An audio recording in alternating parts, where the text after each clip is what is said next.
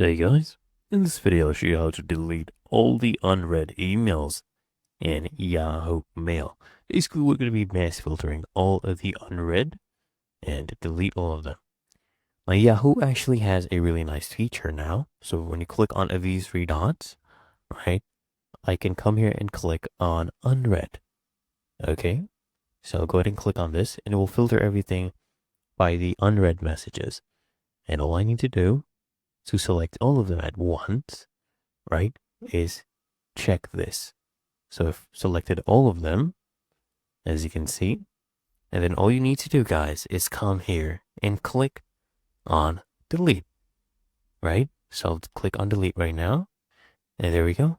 All of these emails have now been deleted, as you can see.